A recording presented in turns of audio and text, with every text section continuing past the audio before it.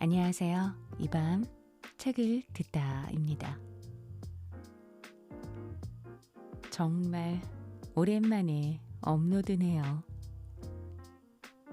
제가 요즘에는 예전에 소개해드렸던 숨 쉴 줄 아십니까? 작가님과 연결이 돼서 오디오북 제작을 하고 있습니다. 그러다 보니 제 채널엔 좀 소홀했죠. 처음 시작했던 마음 그대로 밤을 새서라도 작업을 하면 좋을 텐데 이제 나이가 나이다 보니 몸이 따라주질 않네요. 올해도 어김없이 한 살 더 먹게 되고 체력이 뒷받침되지 않는다는 걸 체감하면서 마음도 점점 멀어지는 걸 느낍니다. 문득 생각했어요. 내가 정말 하고 싶은 게 뭘까? 내가 무엇을 할 때 행복하지? 서울대 심리학과 최인철 교수님은 마음속에 관심 있는 대상이 있을 때 인간은 행복하다고 합니다. 물론 사랑에 눈뜨게 해준 그 누군가가 있다면 더없이 행복하겠지만 글쎄요. 언제적 얘기인지 기억이 가물가물합니다. 하지만 그 관심의 대상이 꼭 사람만은 아니겠죠. 장기적인 목표를 세우고 한번 세운 목표를 달성하기 위해 끝없이 노력할 때 우린 행복하다고 해요. 그럼 저는 다시 열정적으로 제 채널을 꾸려나가야겠죠? 그래서 제가 선택한 책이 바로 이 책입니다. 체력을 키우기 위해서. 평소 산책을 좋아해서 자주 걷는 편인데 그 시간이 저는 참 편하고 행복하더라고요. 그래서 체력도 키울 겸 러닝을 해볼까 하고 우리 동네 러닝 크루도 검색해 봤는데 찾기가 어렵더라고요. 혼자 하는 건 자신이 없는데. 그러던 중 이 책 제목이 눈에 확 들어온 거죠. 이토록 몸이 좋아하는 순간이라니. 더군다나 강철 체력과 최강 멘탈을 위한 필독서랍니다. 리더북스에서 펴내고 생활체육인으로 멋진 삶을 살고 계신 박윤정 님이 지은 하찮은 체력 우울증을 넘어서는 운동 힐링 에세이. 이토록 몸이 좋아하는 순간입니다.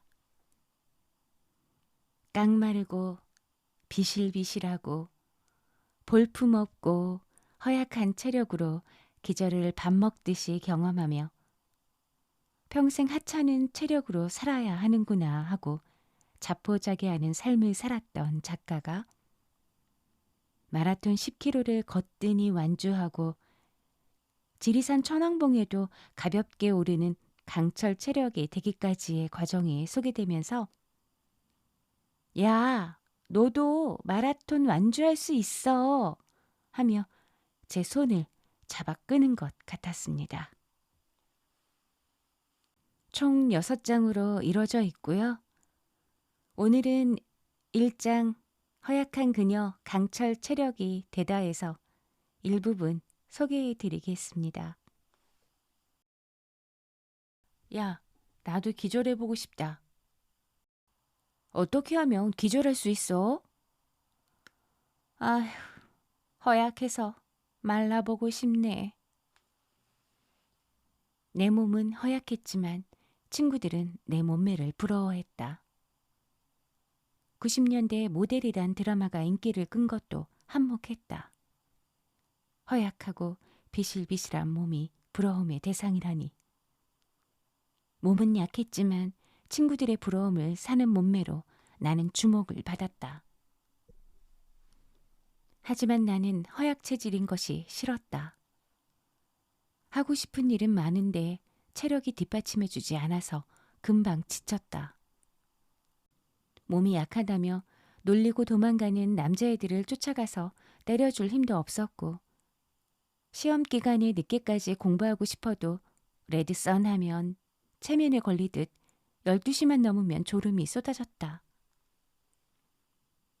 조금만 무리하면 감기에 걸려 몇 날 며칠을 열감기로 고생했다.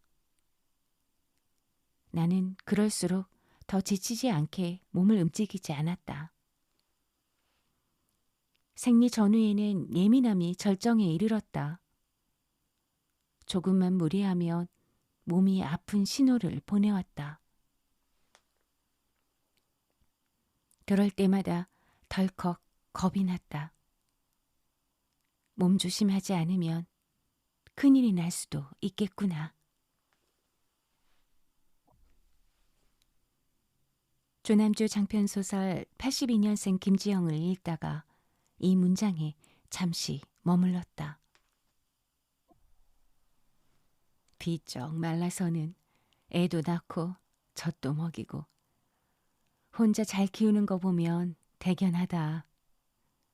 모성애가 이렇게 위대하구나.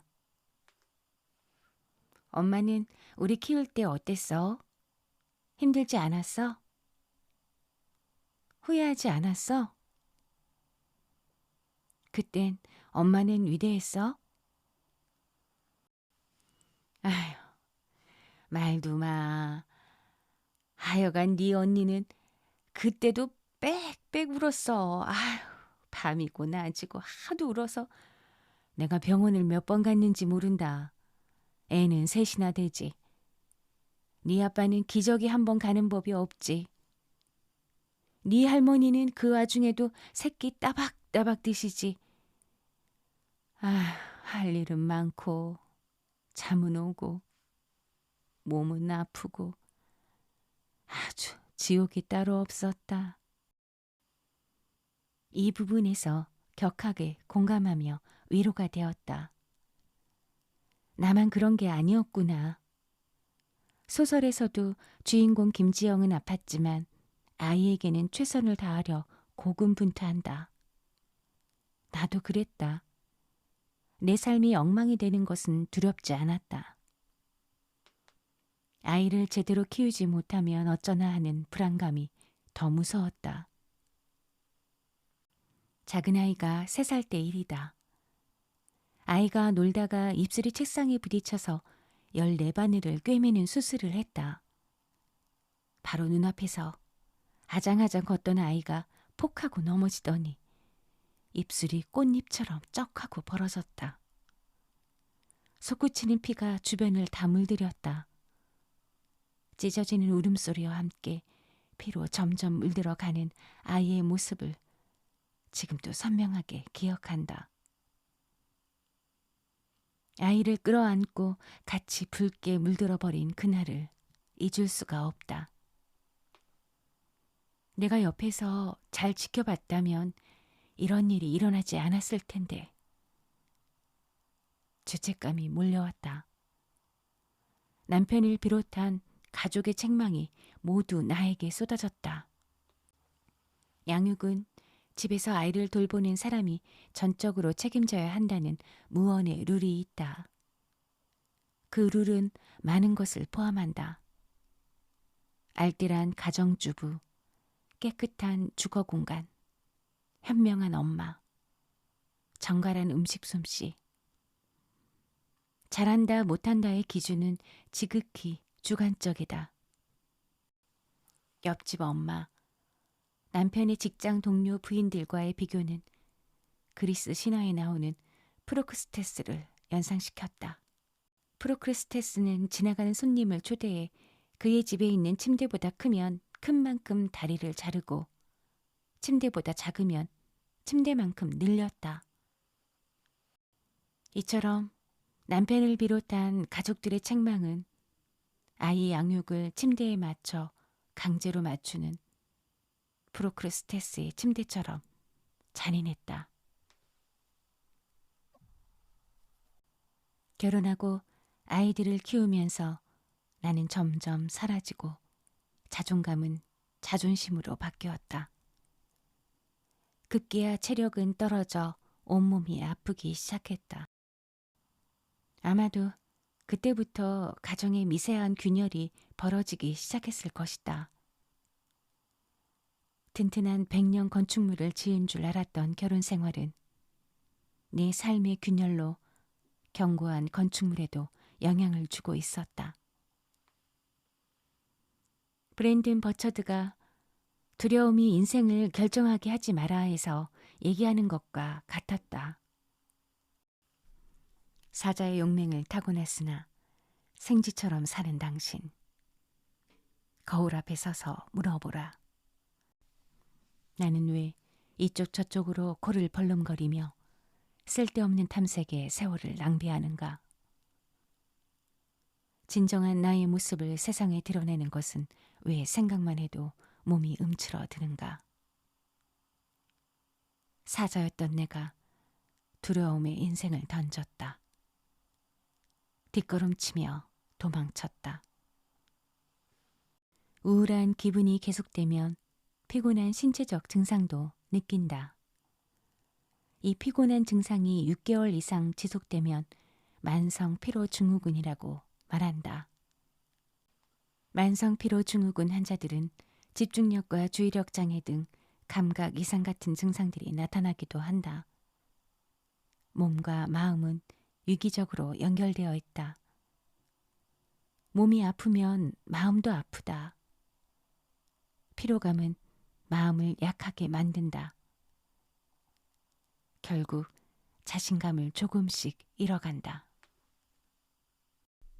존 레이티, 에릭 헤이거먼이 운동하시는 뇌에서 말한 것처럼 만성 스트레스를 겪는 사람은 저장해 놓은 기억과 현재 상황을 비교할 능력을 상실한다. 또한 줄넘기를 손에 쥐기만 하면 혹은 친구와 이야기만 하면 스트레스로부터 당장 벗어날 수 있다는 생각 자체도 못한다. 현재 상황이 세상이 끝날 정도는 아니라는 평범한 생각조차 하지 못한다. 긍정적이고 현실적인 사고 활동이 둔화하여 결국 불안감이나 우울증으로 발전하는 것이다. 그렇다고 해서 만성 스트레스가 불안감이나 우울증의 유일한 원인은 아니다. 언제나 불안감이나 우울증을 유발하는 것도 아니다. 그러나 심리적으로나 생리적으로 우리의 다양한 고뇌의 뿌리에 자리 잡고 있다는 것만은 분명하다. 범불안 장애는 불안감이 머릿속에서 끊임없이 날뛰는 질환이다. 매사에 걱정이 지나치고 예민해서 일상의 사소한 일에도 불안을 느낀다. 평범한 사람들도 범불안 장애를 약간씩은 겪는다. 만성 스트레스를 넘어 불안 장애가 6개월 동안 지속하면 걱정은 사라질 줄 모른다. 생활 전반에 걱정을 안고 살 수밖에 없다.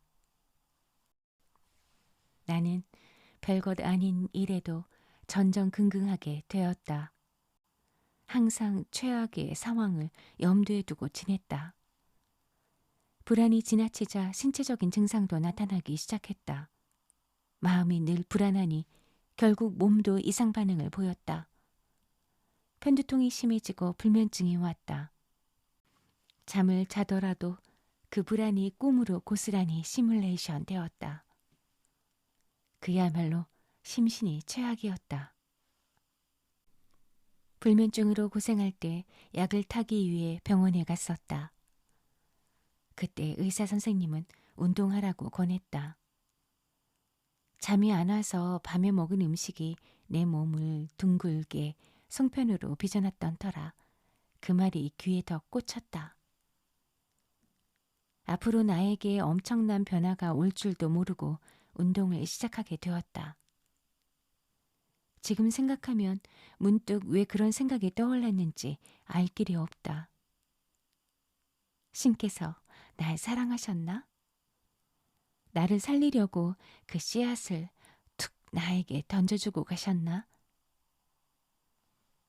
그 씨앗이 지금의 나를 만들었다.